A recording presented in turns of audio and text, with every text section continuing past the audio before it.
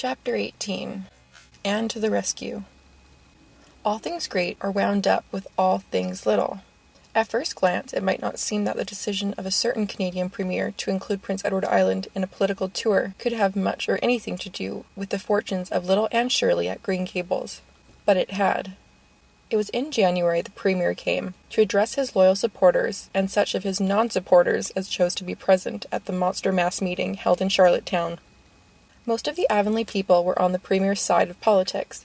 Hence, on the night of the meeting, nearly all the men and a goodly proportion of the women had gone to town 30 miles away. Mrs. Rachel Lynde had gone too. Mrs. Rachel Lynde was a red-hot politician and couldn't have believed that the political rally could be carried through without her, although she was on the opposite side of politics. So she went to town and took her husband. Thomas would be useful in looking after the horse, and Marilla Cuthbert with her. Marilla had a sneaking interest in politics herself, and as she thought it might be her only chance to see a real live premier, she promptly took it, leaving Anne and Matthew to keep house until her return the following day. Hence, while Marilla and Mrs. Rachel were enjoying themselves hugely at the mass meeting, Anne and Matthew had the cheerful kitchen at Green Gables all to themselves. A bright fire was glowing in the old-fashioned Waterloo stove, and blue-white frost crystals were shining on the window panes. Matthew nodded over at Farmer's Advocate on the sofa, and Anne at the table studied her lessons with grim determination, despite sundry wistful glances at the clock shelf, where lay a new book that Jane Andrews had lent her that day. Jane had assured her it was warranted to produce any number of thrills, or words to that effect, and Anne's fingers tingled to reach out for it. But that would mean Gilbert Blythe's triumph on the morrow. Anne turned her back on the clock shelf and tried to imagine it wasn't there. "Matthew, did you ever study geometry when you went to school?" "Well now, no I didn't," said Matthew, coming out of his doze with a start. "I wish you had," sighed Anne, "because then you'd be able to sympathize with me. You can't sympathize properly if you've never studied it. It is casting a cloud over my whole life. I'm such a dunce at it, Matthew." "Well now, I don't know," said Matthew soothingly. "I guess you're all right at anything. Mr. Phillips told me last week in Blair's store at Carmody that you was the smartest scholar in school, and was making rapid progress. Rapid progress was his very words. There's them as runs down Teddy Phillips and says he ain't much of a teacher. But I guess he's all right." Matthew would have thought anyone who praised Anne was all right. "I'm sure I'd get on better with geometry if only he wouldn't change the letters," complained Anne. "I learn the proposition off by heart, and then he draws it on the blackboard and puts different letters from what are in the book, and I get all mixed up. I don't think a teacher should take such a mean advantage, do you? We're studying agriculture now, and I found out at last what makes the roads red. It's a great comfort. I wonder how Marilla and Mrs. Lynde are enjoying themselves. Mrs. Lynde says Canada is going to the dogs the way things are being run at Ottawa, and that it's an awful warning to the electors. She says if women were allowed to vote, we would soon see a blessed change. What way do you vote, Matthew?" "Conservative," said Matthew promptly. To vote Conservative was part of Matthew's religion. "Then I'm Conservative too," said Anne decidedly. "I'm glad because some of the boys in school are grits. I guess Mr. Phillips is a grit too, because Prissy Andrews' father is one, and Ruby Gillis says that when a man is courting he always has to agree with the girl's mother in religion and her father in politics. Is that true, Matthew?" "Well now, I don't know," said Matthew. "Did you ever go courting, Matthew?" "Well now, no. I don't know as I ever did," said Matthew, who had certainly never thought of such a thing in his whole existence. Anne reflected with her chin in her hands. "It must be rather interesting, don't you think, Matthew? Ruby Gillis says when she grows up she's going to have ever so many bows on the string, and have them all crazy about her, but I think that would be too exciting. I'd rather have just one in his right mind. But Ruby Gillis knows a great deal about such matters, because she has so many big sisters, and Mrs. Lynde says the Gillis girls have gone off like hot cakes. Mr. Phillips goes up to see Prissy Andrews nearly every evening. He says it is to help her with her lessons, but Miranda Sloane is studying for Queen's too, and I should think she needed help a lot more than Prissy, because she's ever so much stupider. But he never goes to help her in the evenings at all. There are a great many things in this world that I can't understand very well, Matthew." "Well now, I don't know as I comprehend them all myself," acknowledged Matthew. "Well, I suppose I must finish up my lessons. I won't allow myself to open that new book Jane lent me until I'm through. But it's a terrible temptation, Matthew. Even when I turn my back on it, I can see it there just as plain. Jane said she cried herself sick over it. I love a book that makes me cry. But I think I'll carry that book into the sitting room and lock it in the jam closet and give you the key. And you must not give it to me, Matthew, until my lessons are done. Not even if I implore you on bended knees. It's all very well to say resist temptation, but it's ever so much easier to resist it if you can't get the key. And then, shall I run down the cellar and get some russet apples, Matthew? Wouldn't you like some russets? Well, now, I don't know but what I would, said Matthew, who never ate russets, but knew Anne's weakness for them.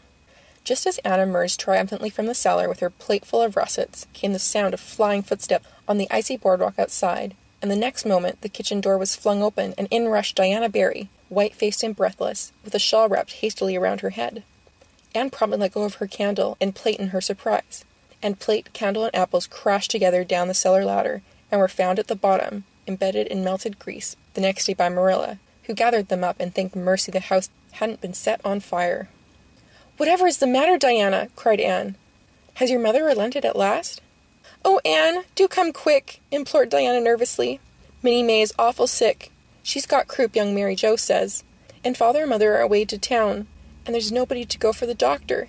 Minnie May is awful bad, and young Mary Joe doesn't know what to do. Oh, Anne, I'm so scared." Matthew, without a word, reached out for cap and coat, slipped past Diana, and away into the darkness of the yard.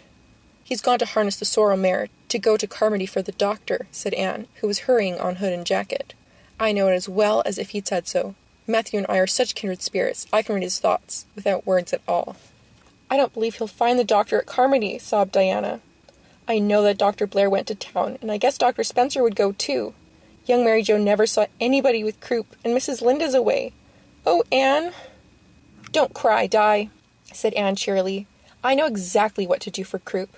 You forget that Mrs. Hammond had twins 3 times. When you look after 3 pairs of twins, you naturally get a lot of experience. They all had croup regularly. Just wait till I get the ipecac bottle. You mayn't have any at your house. Come on now." The 2 little girls hastened out hand in hand and hurried through Lover's Lane and across the crusted field beyond, for the snow was too deep to go by the shorter woodway. Anne, although sincerely sorry for Minnie May, was far from being insensible to the romance of the situation, and to the sweetness of once more sharing that romance with a kindred spirit. The night was clear and frosty, all ebony of shadow and silver of snowy slope. Big stars were shining over the silent fields. Here and there the dark-pointed firs stood up with snow powdering their branches, and the wind whistling through them. Anne thought it was truly delightful to go skimming through all this mystery and loveliness with your bosom friend, who had been so long estranged. Minnie May, aged 3, was really very sick.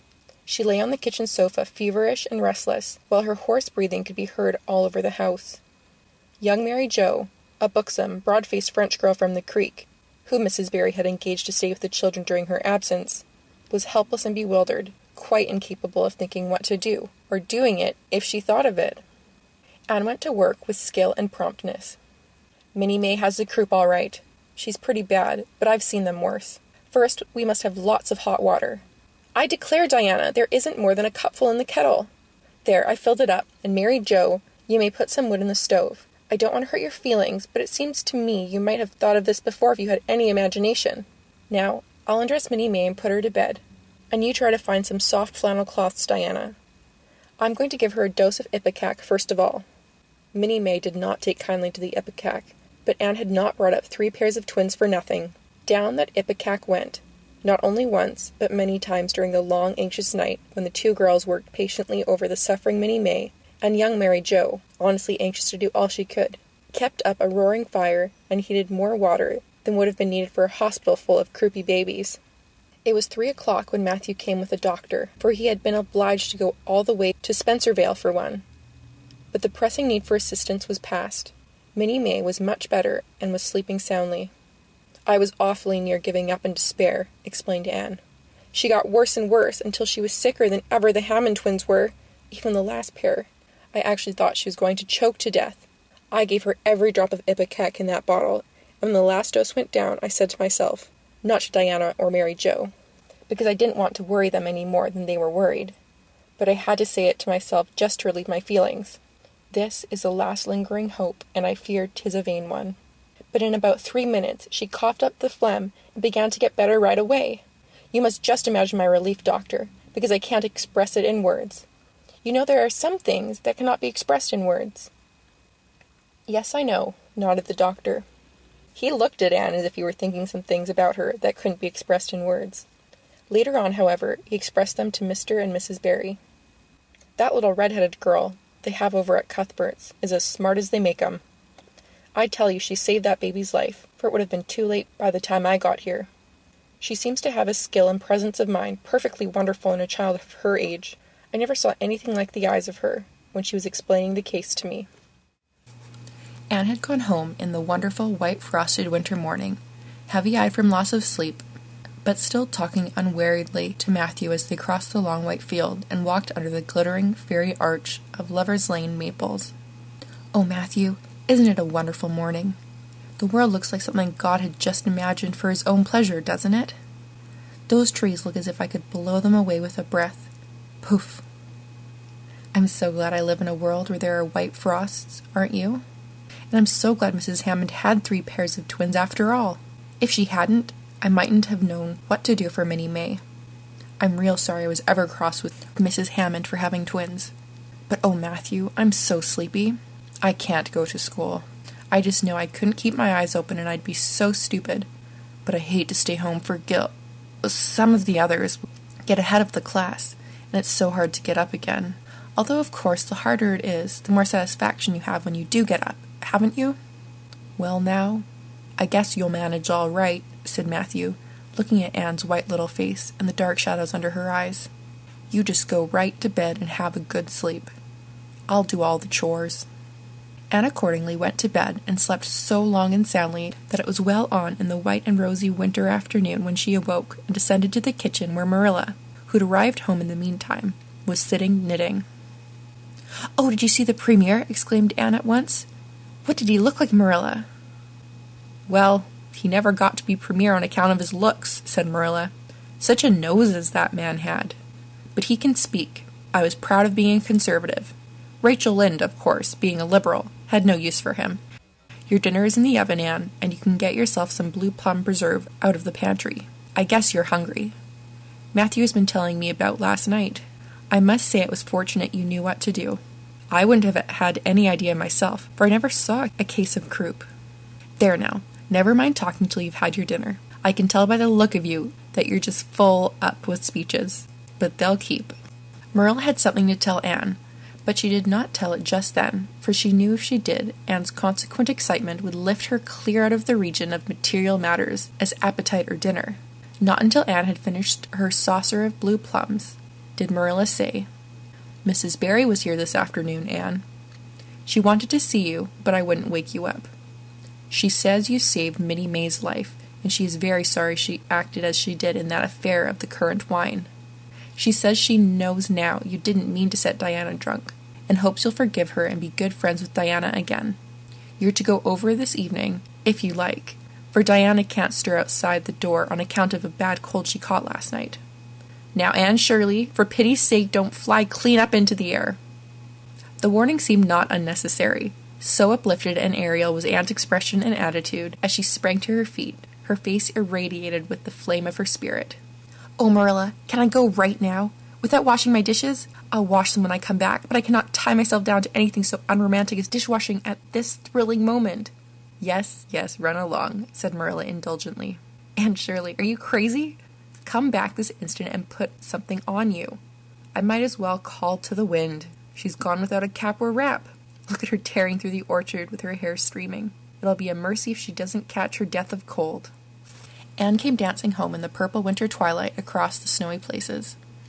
Afar in the southwest was the great shimmering, pearl-like sparkle of an evening star in a sky that was pale golden and ethereal rose over gleaming white spaces and dark glens of spruce. The tinkles of sleigh bells among the snowy hills came like elfin chimes through the frosty air, but their music was not sweeter than the song in Anne's heart and on her lips. "You see before you a perfectly happy person, Marilla," she announced. "I'm perfectly happy. Yes, in spite of my red hair. Just at present, I have a soul above red hair. Mrs. Barry kissed me and cried and said she was so sorry and she could never repay me. I felt fearfully embarrassed, Marilla, but I just said as politely as I could, 'I have no hard feelings for you, Mrs. Barry.' I assure you once for all that I did not mean to intoxicate Diana, and henceforth I shall cover the past with a mantle of oblivion. That was a dignified way of speaking, wasn't it, Marilla? I felt that I was heaping coals of fire on Mrs. Barry's head. And Diana and I had a lovely afternoon. Diana showed me a new fancy crochet stitch her aunt over at Carmody taught her. Not a soul in Avonlea knows it but us, and we pledged a solemn vow never to reveal it to anyone else. Diana gave me a beautiful card with a wreath of roses on it, and a verse of poetry. If you love me as I love you, nothing but death can part us two. And that is true, Marilla. We're going to ask Mr. Phillips to let us sit together in school again. And Gertie Pye can go with Minnie Andrews. We had an elegant tea. Mrs. Barry had the very best china set out, Marilla, just as if I was real company. I can't tell you what a thrill it gave me. Nobody ever used their very best china on my account before. And we had fruitcake and pound cake and donuts and 2 kinds of preserves, Marilla. And Mrs. Barry asked me if I took tea, and said, Pa, why don't you pass the biscuits to Anne? It must be lovely to be grown up, Marilla, when just being treated as if you were is so nice. I don't know about that, said Marilla with a brief sigh. Well, anyway, when I am grown up, said Anne decidedly, I'm always going to talk to little girls as if they were too, and I'll never laugh when they use big words. I know from sorrowful experience how that hurts one's feelings. After tea, Diana and I made taffy. The taffy wasn't very good, I suppose because neither Diana nor I had ever made any before. Diana left me to stir it while she buttered the plates, and I forgot and let it burn.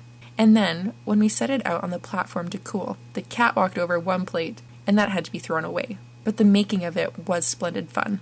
Then, when I came home, Mrs. Barry asked me to come over as often as I could, and Diana stood at the window and threw kisses to me all the way down to Lover's Lane. I assure you, Marilla, that I feel like praying tonight, and I'm going to think out a special brand new prayer in honor of the occasion.